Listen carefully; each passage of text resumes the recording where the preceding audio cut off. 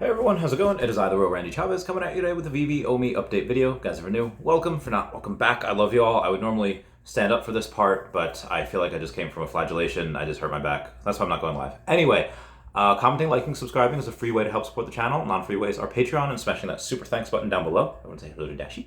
Hello, Dashi. And raythax.dth domain name. So we'll start off with Omi. Omi not having a very good day. Down 7.4% on the day. Despite having $1 million in volume, we are down to 000769. Damn, she fine. No, sorry.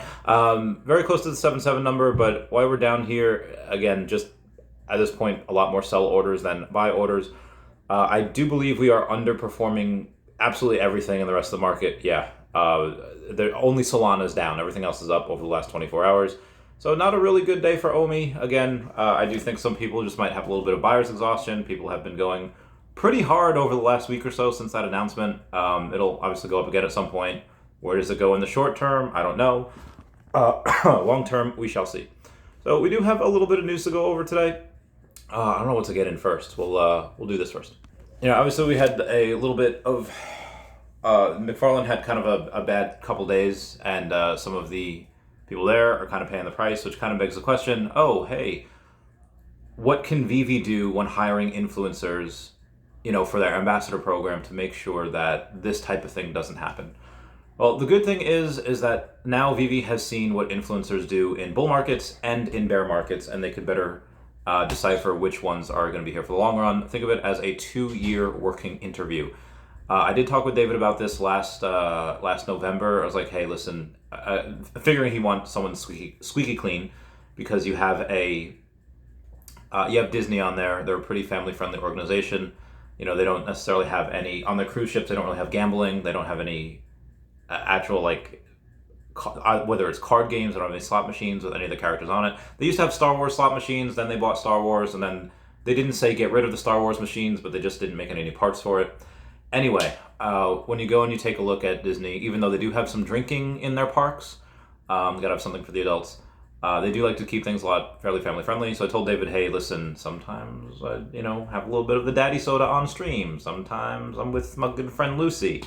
And, he says, well, he wanted to go and, I believe, roll it out this year. Obviously that's not happening just because there was so much other stuff.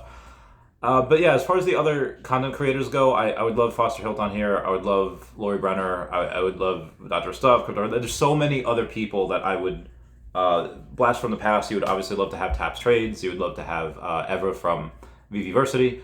So a bunch of these people I think would be great. Any one would be great additions. How many of these influencers do they want? I don't know. And again, I would be wary about hiring these major Web3 people. Such as, let's say NFT Update. Obviously, I'm not saying don't hire this person, but NFT Update has been exceedingly good with posting about a bunch of Vivi stuff, and not necessarily saying, oh, hey, Vivi is the best because of XYZ, but just kind of putting out the facts out there. Now, obviously, all the facts about Vivi do paint it in a very good light. NFT Update, which has 284,000 followers over on the Twitter, will be coming on the podcast. Not 100% sure when. They just asked, what do you mostly cover on there? Is it the drops? So I said, well, I cover everything, whether it's sales data, community sentiment, new hires, Omi tracking, volume, price performance compared to the rest of the market, etc. Big Vivi collectible sales, what big whales are purchasing, and more. Although much of the convo would be centered around Vivi, I would like to also get to know you on what NFT Update is all about, how you work, think, etc. So comment down below who you would love to see as a Vivi ambassador in the future. So this brings me to the next part of the video. Shout out to Vivi yesterday for selling out that drop, the green torso, the red reaching, and the rider, making about $73,000 over on the drop.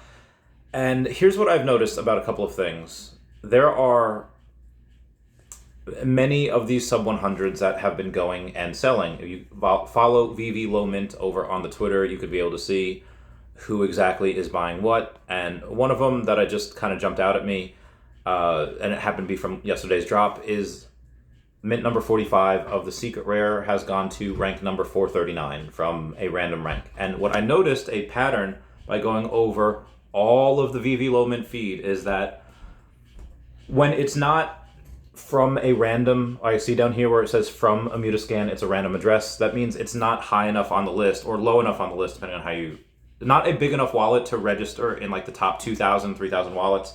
It's low enough where somebody just minted that on the drop. They don't have a lot of collectibles, they don't whatever, and they sell it. And then you see rank 439, as in they're in the top 500 wallets. If you see rank like 1089, whatever it is, that means that's the wallet where they rank in how many collectibles they have. And when it's not going from, unmarked to unmarked, 9 times out of 10, maybe 95 times out of 100, you see it going from a larger wallet, or you see it going from a wallet with not a lot of NFTs to a wallet with a whole bunch of collectibles. Or it's just from a random wallet that is not high enough to be ranked to a very high ranking wallet. So what this tells me is that a lot of the 1% in Vivi goes, and yeah, some of them are master collectors, some of them are just low mint collectors. My newest whale, the guy I've been working with the past couple months, I think he exclusively only has sub 100s, just because that's what he likes. He thinks that's the best, and I can't fault him for that, but that's not the only person thinking that. Clearly, everyone on that Vivi low mint feed, or most of them, they are the bigger wallets. They're the ones going and getting the sub 100s. And I know mint number doesn't necessarily matter to some people. Some people might like some really cool mint numbers, whether it's their birthday, that means to them, something that means something to them, or something that they think would be really good in the future, like a triple number like 888, 111, year of the artist's birthday, whatever. Some people get really crazy with it, but for the most part, a lot of these whales are thinking alike. Great minds think alike. Whales kind of have that hive mind as well, where they kind of like the one-of-a-kind items. And even though technically they're all one-of-a-kind items because of the different mint numbers, the lower mint numbers tend to be a little more special because there's less of them. Guys, that's a big thing. There's a reason why I have 2% of the sub 100s for all of the Marvel Mighties, like combined. And that's just because you have some of those Marvel Mighties with 28,000 mints. Number 26,487 is not going to be anywhere near as special as, let's say, a 3-digit or a 2-digit mint. 3-digit, you have 899. 2-digit mints, you have 59 of them.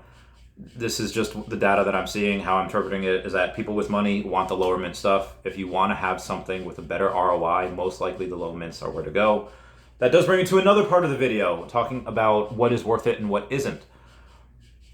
Obviously, ask anyone what the grails are on Vivi. It doesn't need to be me, it doesn't need to be influencer. Just type in a thing on Twitter. What do you think is a grail? Not your favorite one, but what you think is, some of the best. People will say Todd, they'll say Superman, they'll say Partner Statue, Secret Rare Spider-Man, Secret Rare Miles. I would argue the Vivi Gold and Silver logo as well, at least as a future grail. There's so many of and these are just collectibles, not including the comics. Which ones are worth it? Well, last bull market, the Secret Rare Spider-Man did exceedingly well, but its common counterpart did even better. As far as actual ROI, what did the better gain percentage-wise? A lot of the Secret Rares, their commons did a lot better. They just did, and it wasn't exclusive to just the grails. It was with Storm, it was with Deadpool, it was with anything that you had that they just did better, because it's hard when something's $800 and the common's $10. 800 thing to 10x, yeah, okay, it can do that to go to 8K, but the common version of that can obviously do a 20, a 30, or a 40x even better. And again, I think the biggest proponent of that was Spider-Man. You saw that last time. Will that happen this time? I don't know. There are obviously a lot less Spider-Man than we thought there were because a bunch of them are locked up. But as far as it being worth it or not, I had somebody, and you can skip the next couple minutes if you don't care about the gold and silver Vivi logo. I had somebody ask me today on stream, hey, is it worth it to give up Master Collector for something? And again, it's not, I won't use just the gold and silver Vivi logo. I feel like I talk about that a lot.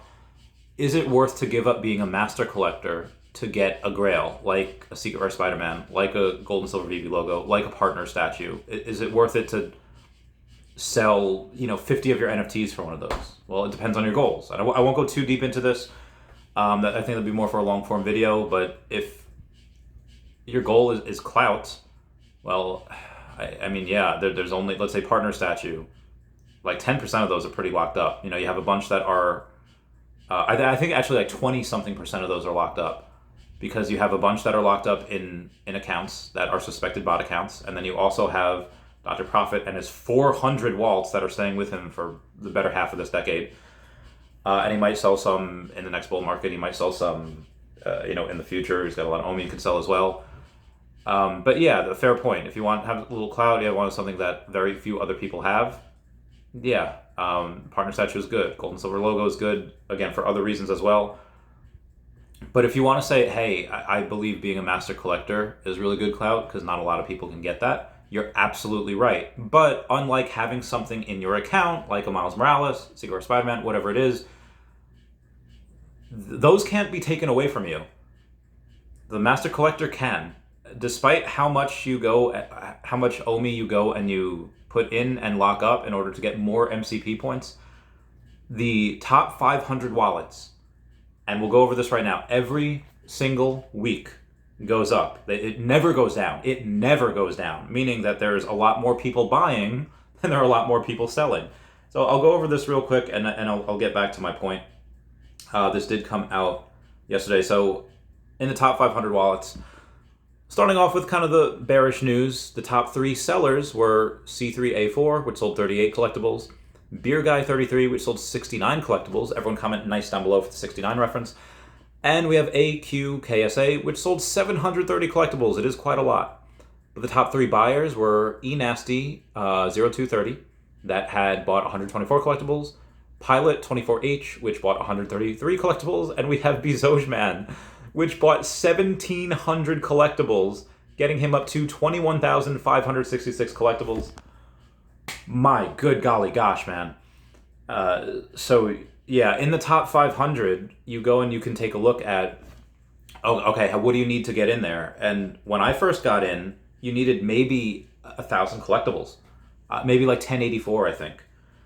And then it moved to 1,100, 1,125 over the months, and now you need over 1,200 collectibles to be in that top 500.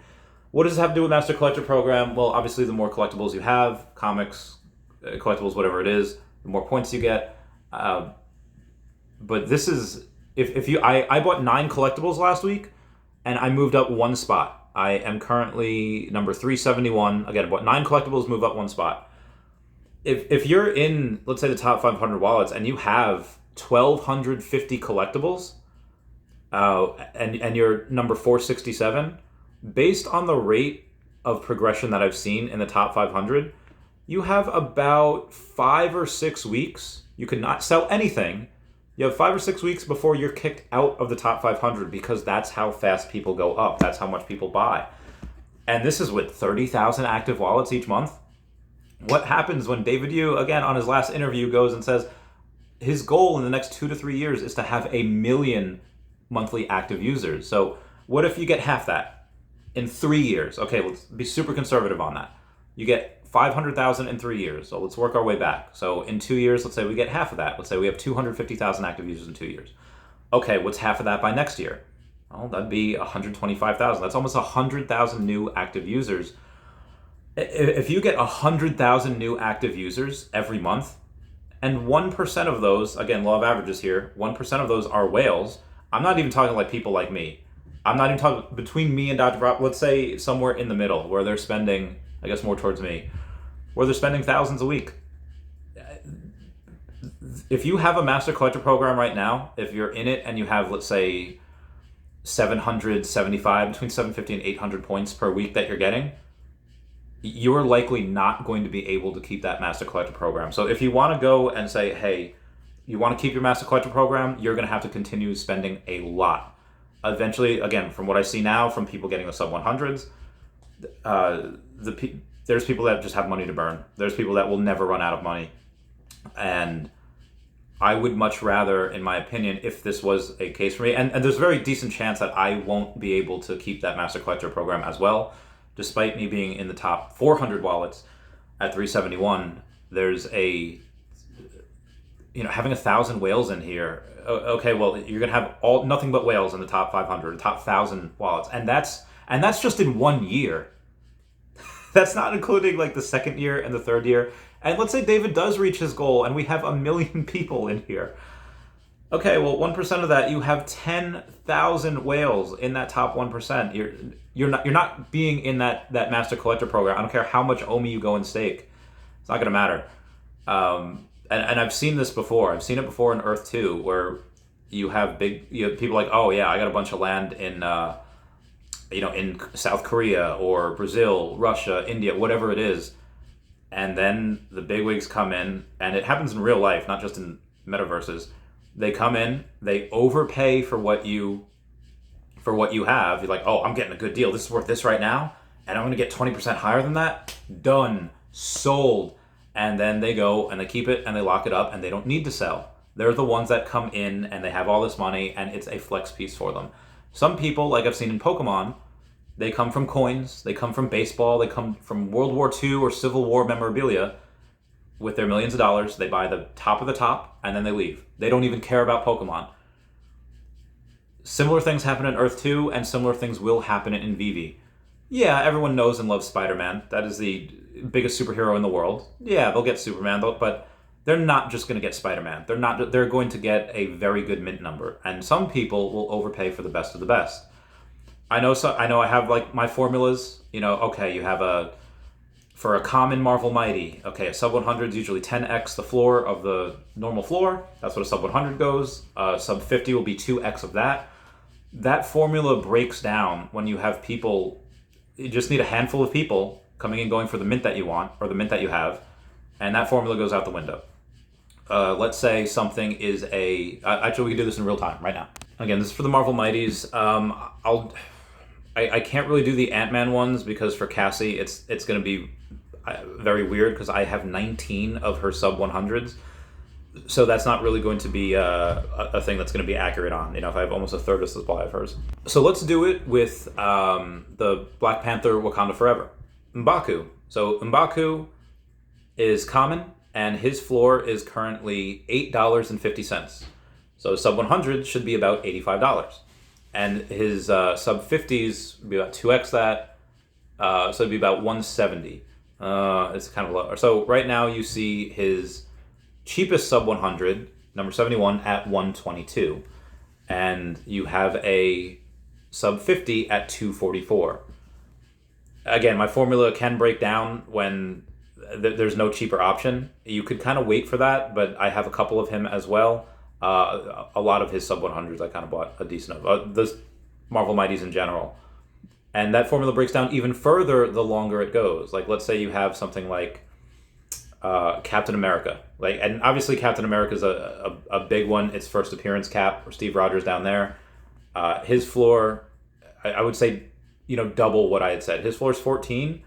I would say if you can get a sub 100 Steve Rogers for $280, it's probably not a bad idea to go get it. Because again, there's only 59 of those. We don't know how many are locked up in accounts. Suspected bot accounts. And of course, the cheapest one is $900. Why do you think I went and got a sub 100 Doctor Doom for like $400 something? Because we'll do the formula. For an ultra rare, a sub 100 usually about 4x the price. So right now is 145. So let's say it was rounded up to 150, and let's say 600 for a sub 100 for him. And if you could find that, I would say get it right away. Obviously not financial advice. But again, the cheapest on there is currently number 57. Wubba Wubba has it at $2,000. Absolutely bananas. Yeah, so when I saw a sub 50 of him for $450, I got it right away. I just didn't even bother texting away. I was like, nope, it's mine. Could barely afford it, but I got it. So again, sub 100s I really like, especially for those amazing characters. But is it worth it to you? And to piggyback a little bit to the gold and silver logo, what about that? Why is that something that is probably worth it more than a lot of these other ones? And again, if you are just someone that wants ROI, it might not be the best one, because if you're going to go in there, if you've never played high school football, if you've never been in the military, or just been on anything where you had this sense of camaraderie, if you've never had anything like that, and suddenly you get a gold and silver logo because you think it's going to be good ROI, which it will, and then suddenly you go to a Comic-Con or a VCon, DCon, whatever it is where the Vivi fam is at, and then you see people that are like family. You see people that are like, oh, hey, I see you in spaces all the time. I watch your channel. I see you in the comments. And then you form really quick bonds. These ties are not easily broken. These ties are ones that I love a lot of people. Like, I want to go move to Arizona with Fam Bam and Rudy and Tina and a bunch of other people that are there. I want to go and just be happy with everyone. I just love people. And if you're somebody that maybe hasn't had that and you go and you find it, the value of that suddenly changes to where you don't view it as more monetary, like, oh, I can't sell it now because then I won't be able to see my friends as often. And again, you'll still be able to see them at Comic-Con, you'll see them wherever, but to be that part of that actual club, that little more exclusive club, and that's just if you're, a little bit more emotional about it, to go to those secret parties. And then also having FaceTime with David and Dan, not actual FaceTime on your phone, I mean just seeing them face to face. On top of that, if you are straight entrepreneurial spirit, if you have a business or you have whatever, there is no better collectible to get than that gold. David and Dan might listen to your pitch and they'll probably say no because everyone and their sister wants to be on Vivi, and they probably won't go for it because they're dealing with Fortune 500 companies, but other people in there might. Other people in there might go and say, oh, hey, I like your idea. It might be too small for them because it's in the 6-7 figure mark, but I like it and I want to help fund it. Give me a piece and, give me some gravy and I'll go and do it. Everyone and their brother's going to want to get one of those. So again, what's important to you? Is it ROI? Sure. You could probably have a better ROI with Partner Statue or Secret Spider-Man, whatever it is.